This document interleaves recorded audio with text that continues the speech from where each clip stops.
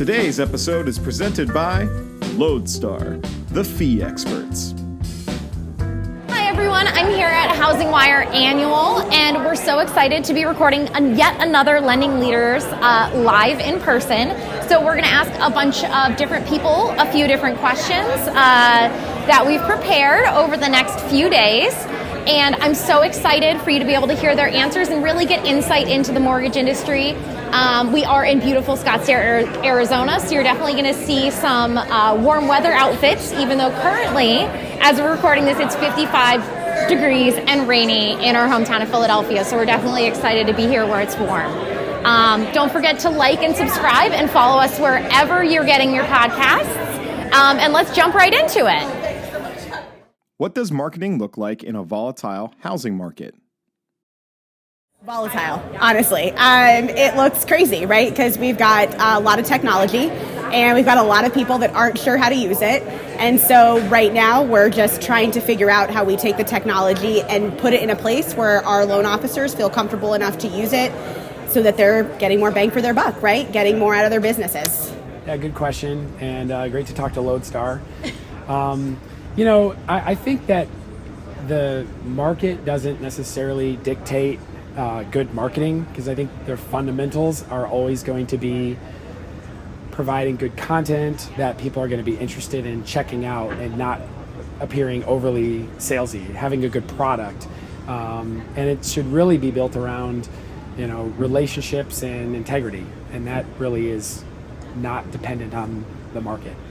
I think at the conference there's been a lot of talk about first-time home buyers. Because of rates and being where they are, we're looking at a first-time home buyer that's going to refinance probably 2 to 3 times during the life of their loan. So as we look at marketing, we need to look at how are we providing additional transparency and clarity to first-time home buyers to make them trust us and continue to want to do business with us. That's a great question. I think the biggest thing in a volatile market is taking it back to basics. Right, and leveraging your database that you have, specifically like what tools are you using to go after the people that you've already sold to in the past, right? Where are you investing, what strategies, what omni-channel approaches are you taking to really get lead traffic up and drive demand, drive loan volume? I think that's a big piece. What are some of the most exciting opportunities today's market presents to marketers? Yeah, I think that things are changing. There's a lot of creativity out there right now. It's a changing world. There's more independent marketers that are coming up with their own ideas and podcasts and shows. Part of it just is the slowdown in the mortgage space is giving a chance for people to reset and check out some new things.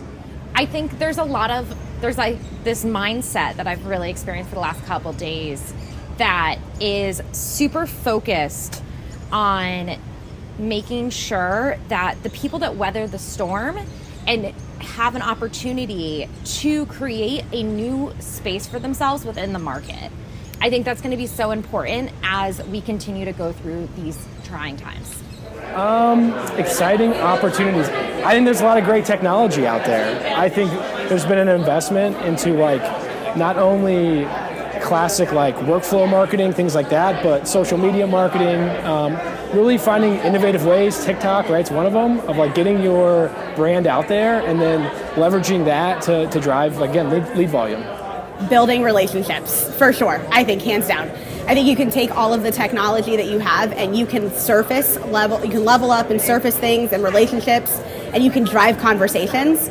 I think we lost that during the pandemic, and now we're in a very different market than we were pre-pandemic and in the pandemic.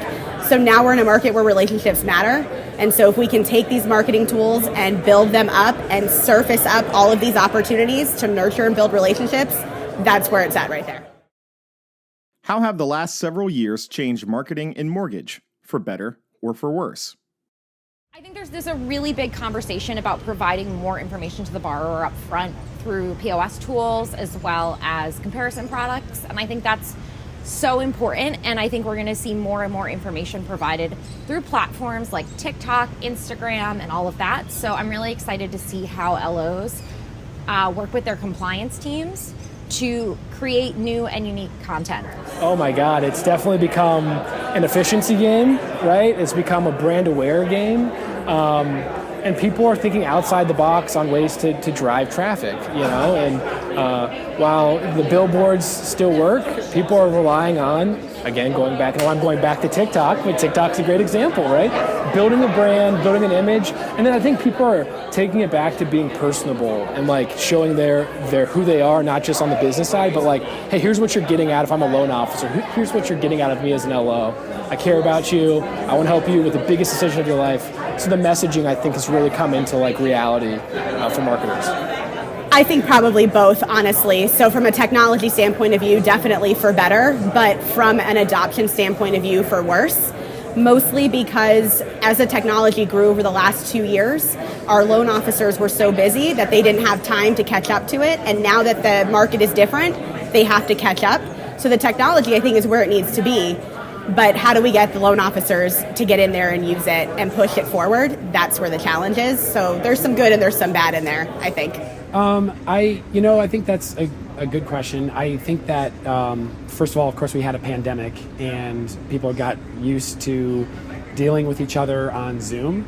And so I think it's opened the doors now, even today, to being able to have conversations when we're not necessarily together and in person.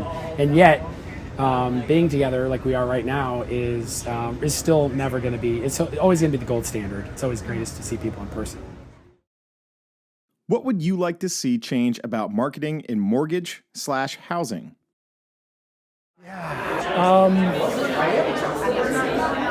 I think as technology has advanced, right, there's been like a reliance on it to an extent to like get things done in the background versus like, hey, let's make sure our messaging, like going back to basics, right? Messaging is correct, and we're not just relying on things to work for us, but taking the time to build strategies out that's going to help us win. I'd like us to shift away from automation is everything. I think automation is the foundation for what we do, but relationships are everything. And so I think you need the automation, you need the foundation to drive the relationships, but we've become so dependent on the automation that it's almost made us lazy to the building of the relationships portion of what we do every day.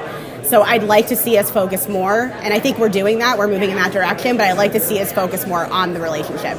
So I think sometimes there's a lot of noise, but I think there's been a shift that's begun towards a lot more thought leadership and a focus on content.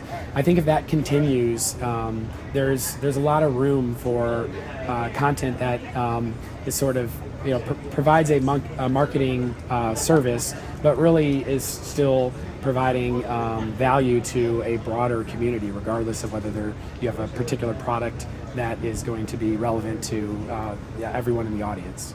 I think for me, and I probably say this too much, is I just want more clarity throughout the process. As a millennial in the market space, Pennsylvania is an expensive state to buy a home in. You're looking at about a 3% cost. So if you're looking at a 3% home down, all of a sudden you need 6% instead of 3%. And you might not know that depending on the lender you're working with. So just an increased drive for clarity is the biggest thing I want to see change. What's your favorite thing about traveling to confer as an industry? What are you most excited to learn? I think the best part about traveling is the relationships. Like, I love meeting people. I love networking with people. I love learning new things, because every conference I walk away with about 10 or 20 new ideas that I want to try to put into place. And so my mind never shuts off at a conference. And so I thrive and live for those moments. Because that's what I am, I'm a people person. So I think conferences is just the best way to get that stuff done. So I love it, that's why I love it, and that's what I look forward to. So, the best part of traveling is just seeing people, especially as I've been in this industry for a while. I've just had already today great connections with people that I had not seen in many years, and is nothing replaces being together. And just having time to really breathe and think of things that maybe aren't going to be communicated in the same way in a phone call. So just time together is always going to be the best part about traveling. I think the biggest thing for me as I travel to all these shows is there is just an endless wealth of knowledge to be had not only from the sessions and content that's being created, but also from conversations and relationships that can be built at the times during the conferences that you just can't make over a Zoom call or even through email or phone. So, yeah. Oh man, it's great to be around friends, right? Like whether it's different businesses, different partners, vendors.